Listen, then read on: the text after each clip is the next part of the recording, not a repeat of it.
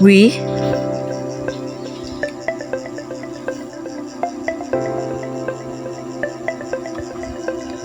had agreed on the three external factors that have affected our schools.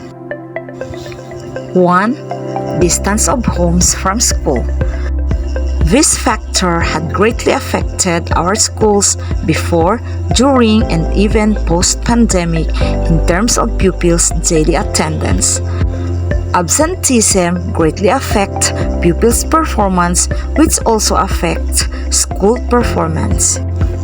Home visitation is one way to help pupils do better. 2. Job displacement of parents during pandemic until now that led to poverty. To lessen its impact, our schools initiated Gulayan sa Paaralan, required Gulayan at homes, solicit and provide school supplies to the affected learners. 3. Malnutrition and pupils' health issues. In coordination with Department of Health, the schools conducted free medical and dental checkups and implemented feeding programs from DepEd and canteen funds. Here are our 3 key learning points. The learnings that we have gotten from the different articles we have read is that to remain calm, resilient, and continue to be hopeful. The negative impact brought by the pandemic, the closure of many schools, the retarded growth of our learners for almost 2 years, still brought the so-called silver lining. Opportunities of COVID-19 brought to our education system, the upgrade of the educational mode of delivery and transfer to the emerging technologies. We are more than flexible, offering alternatives suited to our learners and even to the family. Distance of home, malnutrition, and even job displacement can be answered by technologies. As school leaders, we have just to be strategic thinkers and innovators. Child labor, underage marriage, malnutrition caused by poverty are the common factors that affect schools.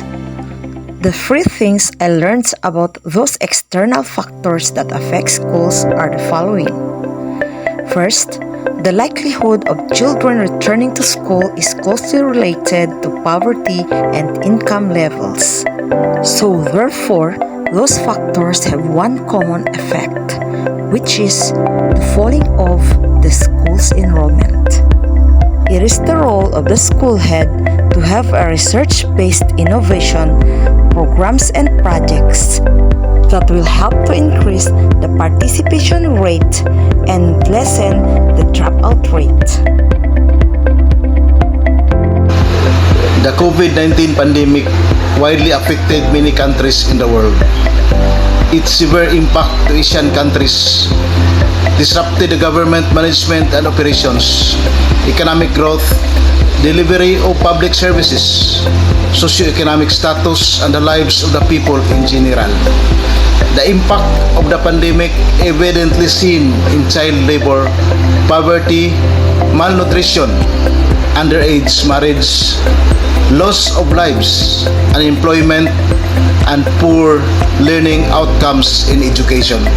It still pushes education in the midst of the severe impact of the deadly pandemic, despite the greater challenge in providing quality education, ensuring that education would still be accessible to the learners and should never stop even in this difficult situation. There is a profound and sudden impact that affected educational processes in formal and informal environment. There's a big difference on the way teachers teach to the learners compared to the parents in the modular distance learning. The learning loss of our learners is also a challenge in the post-pandemic period. Learners' performance in literacy and numeracy rate are generally low. Poverty and malnutrition affects the learners' academic performance in the school. However, the learning loss and poor academic performance of learners caused by the pandemic could be addressed through active involvement and participation of stakeholders, strong parental support, trained teachers, and the provision of adequate resources in the school.